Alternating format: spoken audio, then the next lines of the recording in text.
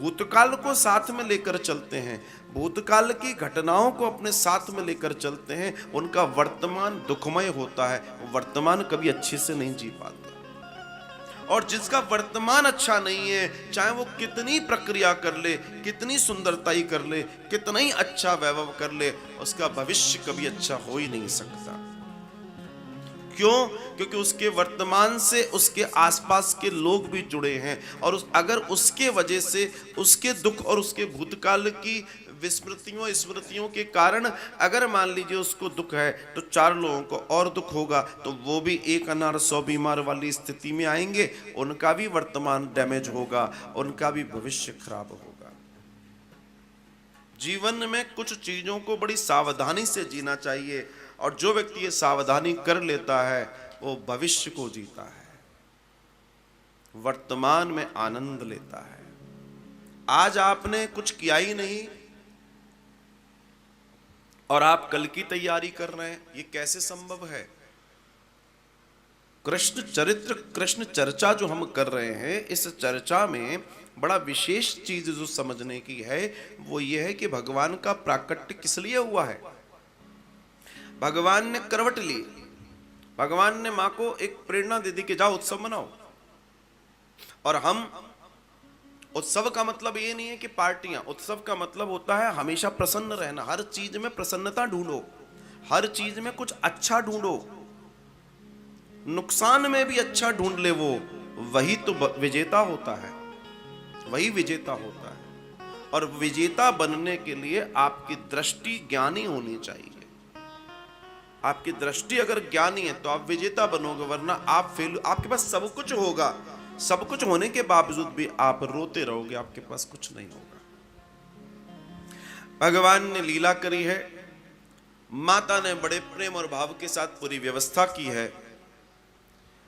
कंस का एक और दैत्य शक्टासुर आया है, चटक के रूप में बैठ गया है, भगवान ने उसका भी नाश किया है।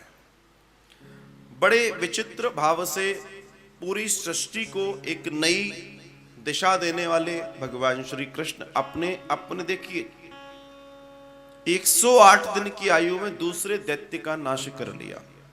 लोग कहते हैं ना कृष्ण, मैं यही चर्चा करने आया हूं कि कृष्ण है क्या। कृष्ण को लोग जानते नहीं है, 1% समझ नहीं है। बस सिर्फ आपको लगता है वो गोपियों के साथ नाचने वाला वो कृष्ण, वो उनके कपड़े चुरा ले गया वो कृष्ण, बंसी बजाता है वो कृष्ण, माखन चुराता है वो कृष्ण। वो कृष्ण नहीं है, वो तो उन सबका सखा है जो उनमें घुल मिलकर रहना चाहता है। भगवान कभी बताना ही नहीं चाहते कि मैं ब्रह्म हूं, और जब उन्होंने ब्रह्म बताना चाहा तो फिर कोई भूल जाता है कि ये मनुष्य भी है। भगवान इतनी सुंदर लीला कर रहे हैं, इतनी आनंदमयी लीला कर रहे हैं कि वो एक क्षण के लिए ब्रह्मा चौंक गए। ये ब्रह्म हो ही नहीं सकता।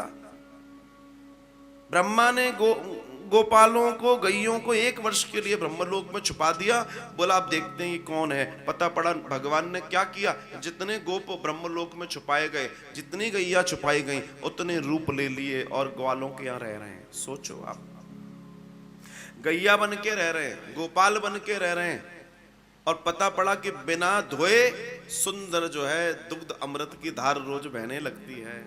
नारायण है तो नारायण का तो जलवा अलग ही होगा। इनकी डिग्री बड़ी है साहब, तो इनका ज्ञान भी बड़ा है। तो भगवान बड़े आनंद के साथ लीला कर रहे हैं। भगवान धीमे धीमे अपने लीला को बढ़ाते हैं, माता उनके श्रृंगार करती हैं, भगवान बड़े होने लगते हैं। शक्टासुर का वध होता है, तृणावर्त का वध होता है, भगवान का सुंदर नामकरण संस्कार होता है गर्गाचार्य जी के द्वारा, बलराम जी के द्वारा। माताओं में कुछ कभी कभी जिज्ञासा होती है परीक्षा लेने की। यशोदा जी की गोद में कृष्ण है, रोहिणी जी की गोद में बलराम है, गर्गाचार्य जी आए हैं और गर्गाचार्य जी के पास दोनों को बैठना है नामांकन संस्कार होने के लिए।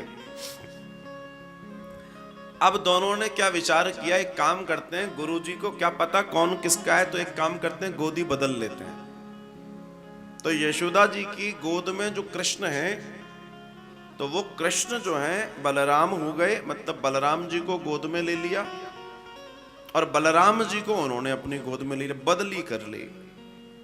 अब बड़े आनंद के साथ दोनों लेकर बैठी हैं। गर्गाचार्य जी से कह रही हैं कि ये आ गए दोनों के दोनों। गर्गाचार्य जी मुस्कुराए और मुस्कुराकर वो कहने लगे कि आप मुझे बताइए कि आपके बच्चे दोनों आपकी गोद में जो हैं, ये मतलब आपके ही हैं? प्रश्न पूछ रहे हैं। बोला हाँ हमारे ही है। क्यों? बोला नहीं नहीं, मैं तो नाम ले रहा हूँ, तो कर रहा हूँ। तो फिर गर्गाचार्य जी ने कहा अच्छा इनको अपनी गोद में ही रखो। तो गर्गाचार्य जी कह रहे हैं जो गोरा वाला है, जो संकर्षण से पैदा है, बलराम जी संकर्षण से पैदा है। संकर्षण क्या होता है? जब देवकी के घर में बलराम जी आए हैं, तब भगवान ने अपनी माया से उस गर्भ को रोहिणी जी के गर्भ में स्थानांतरित कर दिया। आज से 20-30 साल पहले तक ये एक किंवदंती, एक कथा सी लगती थी कि अरे क्या कहानी है, ये तो कुछ नहीं है इसमें। लेकिन अब आपका जो यंत्र विज्ञान है, उस विज्ञान ने यह बता दिया कि गर्भ को स्थानांतरित किया जा सकता है। टेस्ट ट्यूब बेबीज आ गए और भी कई प्रक्रियाएं आ गई। ये जो टेस्ट ट्यूब बेबी वाला फॉर्मूला है, ये गांधारी के साथ हुआ था। वो जो पिंड था उसके 100 टुकड़े करके घड़ों में भर के रख दिए गए थे और 9 मास तक वो उसमें रहे थे और उसके बाद वो फूटे थे, 100 के 100 पुत्र पैदा हुए थे। ये जो टेस्ट ट्यूब बेबी है, जिसको आज आप साइंस अपने नजर में देखते हैं, ये उस काल में भी था और उस काल में उस पिंड के 100 भाग करके अलग अलग घड़ों में रख दिए गए थे, मतलब ट्यूब में रख दिए गए थे। आज यंत्र प्रणाली है, पहले मंत्र प्रणाली थी।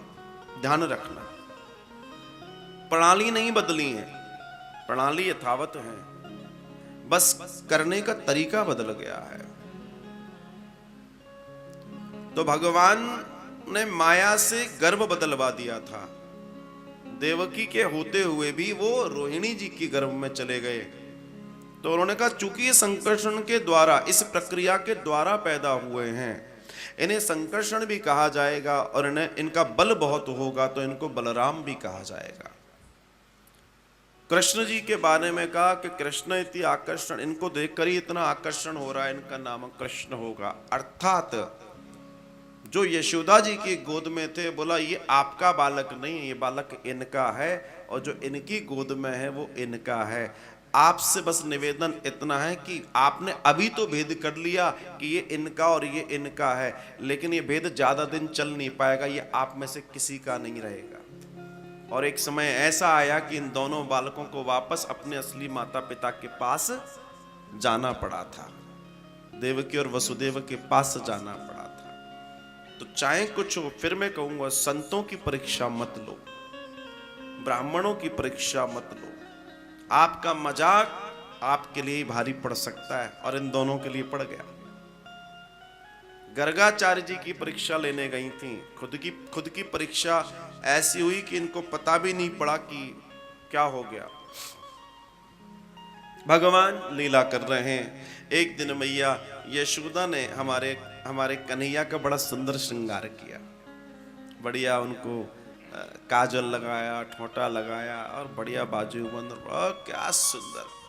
अब मैया लेकर बैठी और सारी की सारी गोपियां और आके देख रहे हैं, अरे भैया इतने सुंदर, तुम्हारे लाला को देखने को दिल करता है और बड़े सुंदर। अब इतने तो बड़े बड़े नेत्र उनके, और बड़े नेत्र, मोटा सा काजल है, बड़ा सुंदर सजा दिया, नजर न लग जाए। ऐसे ठाकुर जी को देखकर सब आनंद से भर गए। ऐसे मोटे मोटे और सुंदर कटीले से उनके नेत्र, और उनके नेत्रों में जैसे कोई देखे तो उनका हो जाए, तो हम भी उनके हो ही जाएं। बड़े आनंद और भाव के साथ सब उनका दर्शन कर रहे हैं। आइए हम भी बड़े भाव के साथ हमारे ठाकुर जी का बड़ा आनंदमयी दर्शन करें।